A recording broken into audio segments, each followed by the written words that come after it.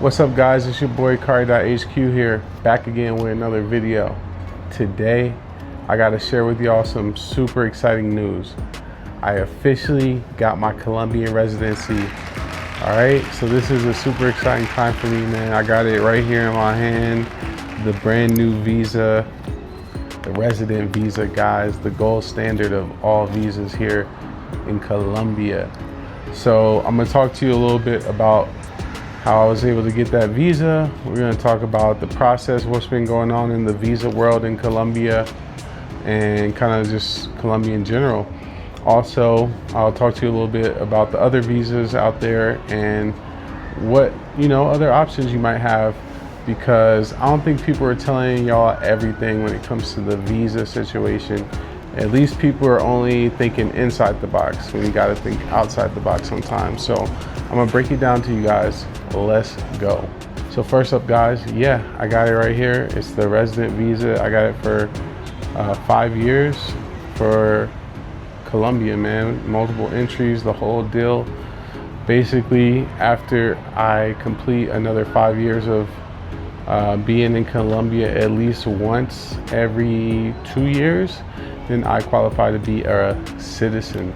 So that's a super big deal. It's a step in that direction, whereas though I can have a backup plan to the United States if necessary.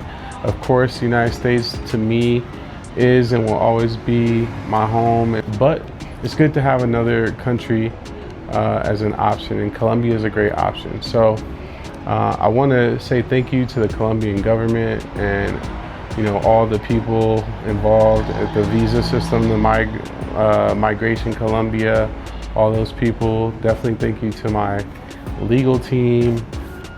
Thank you to all my friends and family that supported me. Thank you to you guys for standing by me for the last 5 years on YouTube as I've been doing my thing out here in Colombia. And also when it comes to the resident visa, guys, let's talk about what you get with it. So you get to participate in their local medical system. So that's a cool thing to have access to, just in case.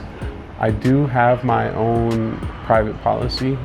So just in case, I need to go to the doctor for some reason, I would use the policy that I paid for anyway. So ideally, I shouldn't be costing the Colombian people any money on medical, but it could happen, or at least I have the right to. So guys, another great benefit to the resident visa is that you get 5 years with this visa, so you can kind of relax, whereas though a lot of the other visas out there, they're very short term, maybe 1 year, maybe 2 years, at least for the digital nomad visa. And then the migrant visa is like 3 years most of the time. So it's good to have 5 years. Like, that's a long time for me to be able to kind of relax and know that I'm good to be in this country.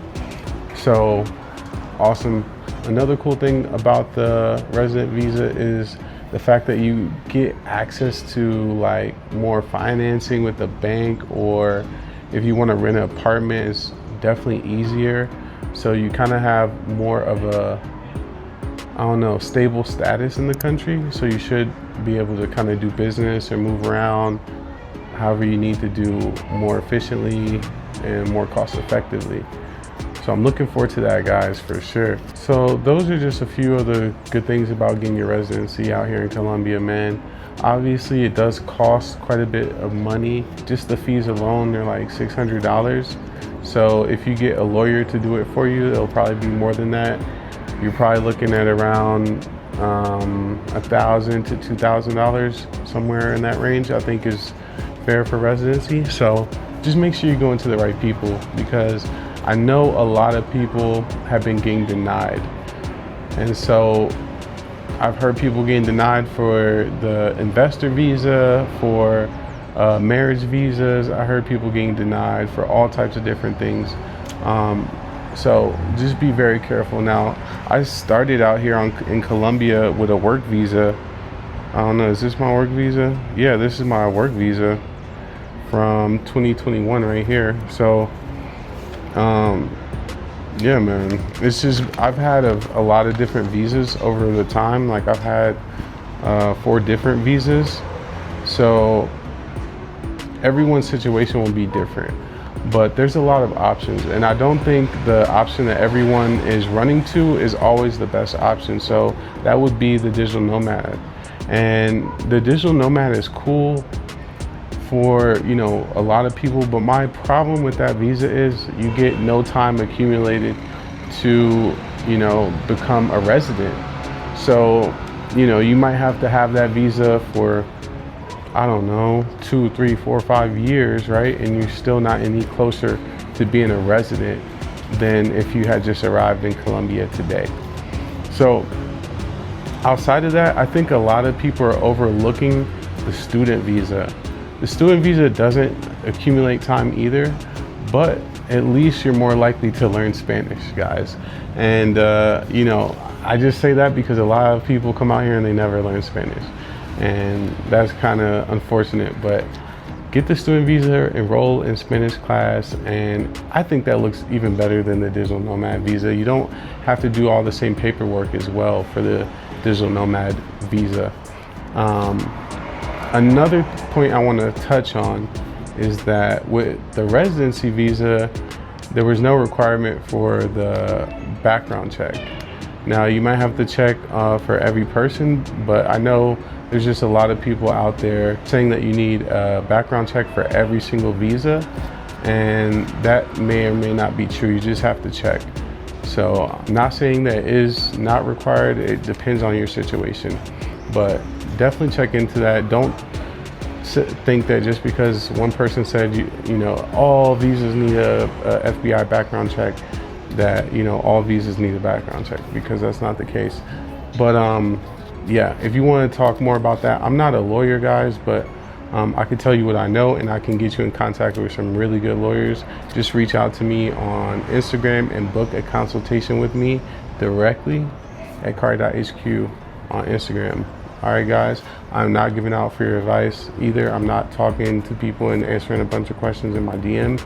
You have to book and set up some time, because it can be a bit, you know, back and forth. People have follow-up questions, so on and so forth, and I just don't have the time. But I definitely want to help you guys. Don't get confused, you know, if I'm not able to answer on DM a question. So anyway, guys, yeah, I mean, I feel so relieved.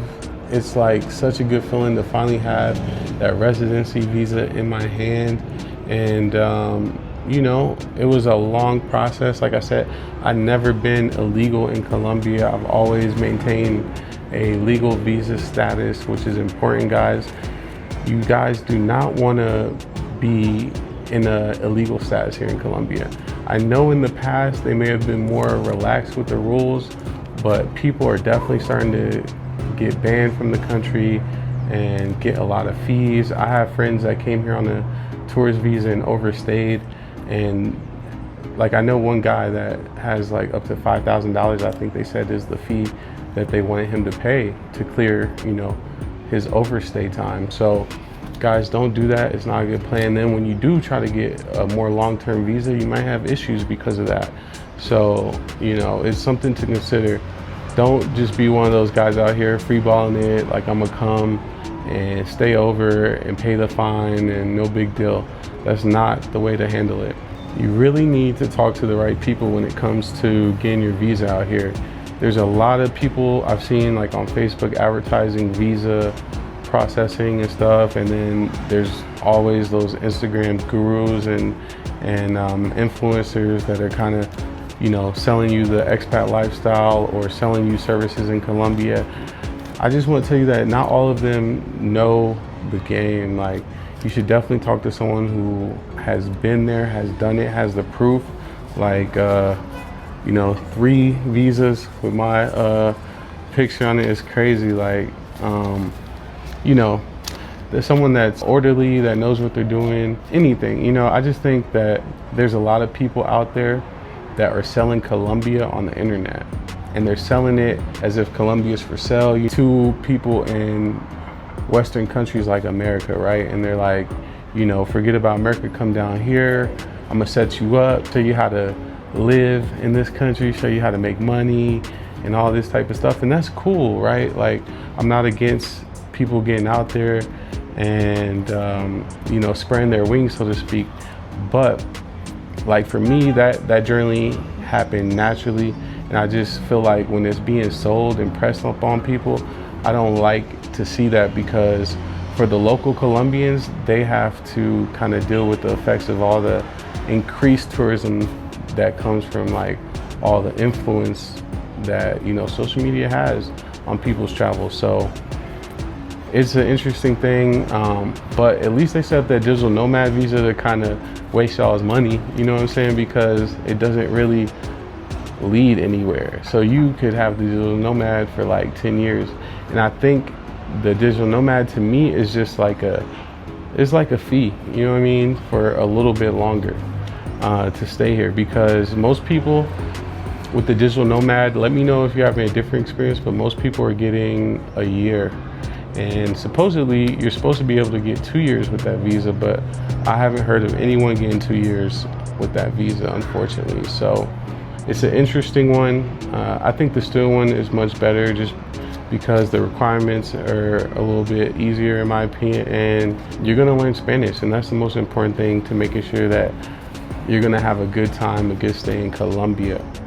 Now, if you wanted to eventually get your residency like me, you know, there are different options. You know, there was some options like with the investment visa where you automatically got your residency, but when the new president came, they took all that away. So the options now, they all take a long time. So you're gonna be in for a pretty long ride if you wanna get that residency. That's just what it is. It's not easy like it used to be to come and plant roots in Colombia. So that's really down to the policy and really apparently what the Colombian people wanted. Anyone that is actually looking to get their residency here, I'm willing to talk to you and tell you about my experience. Just reach out to me and I can give you some good lawyers. I use a few different lawyers over the years that I really trust. So anybody that I send you is definitely vouched for. You can trust them.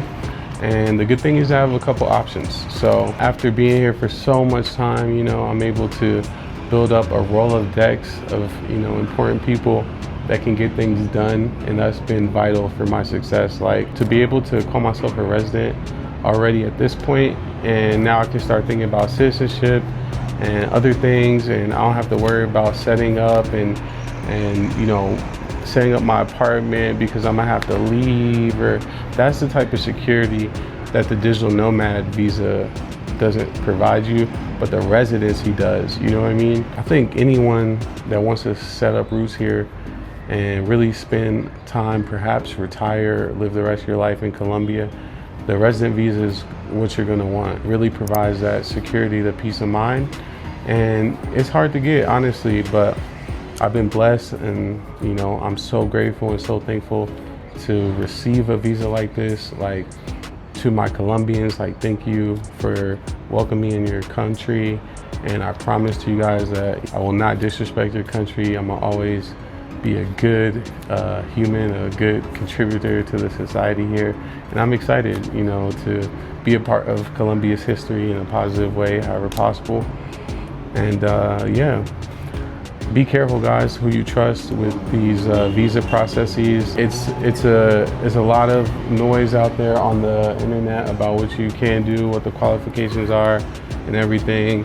I mean, literally, I go to the site, I read verbatim, like, the laws and things like that, so I can show you exactly where everything's written if you do have any questions. But be careful, man, because a lot of these influencers and gurus and people selling services out there, they can barely qualify for a digital nomad visa themselves. I think that if you do trust somebody with that, it should be somebody with a lot of experience that can show you firsthand the results, the receipts, you know what I mean? I mean, if you were building a house, would you trust somebody that just had, you know, watched some videos on YouTube and had some nice shiny tools to build your house? Or would you want like some experienced architects and construction contractors that can show you like the last 5 houses they built, or you know, a portfolio of 10 years. So that's the same thing when it comes to this whole expat thing. Man, there's a few people, there's some good people out here that you can trust for sure, that get things done. And I've been blessed to work with a lot of them.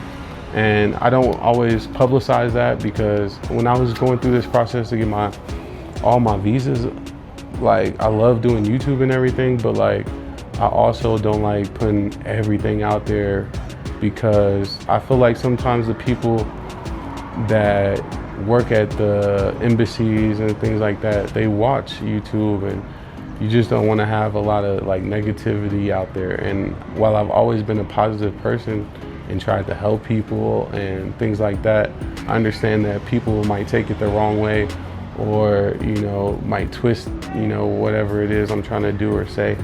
And for that reason, I just like to keep a low profile and try to protect myself. But yeah, I know a lot of people out here, and people know me, and it's good. So if you see me in the streets, man, say what's up, definitely all that. So I'm thrilled to tell you guys that I am now a Colombian resident. This is like the best feeling, man. I was stressed out like crazy in this process throughout. Like it was like a 3-month process to get this visa alone, like just this visa since applying, right? So my lawyer is like, man, they're taking a long time right now with everything. Interested to hear you guys' experience. Has anyone gotten, you know, what's the average time you guys are waiting for your visas? What visas are you guys getting? And yeah, is anyone out there interested in getting a resident visa in Colombia, or is it really not that important to you guys? Let your boy Kari know. I'm about to get up out of here, man. It's your boy, the newest Colombian resident. So happy to say that. I'm out. Peace.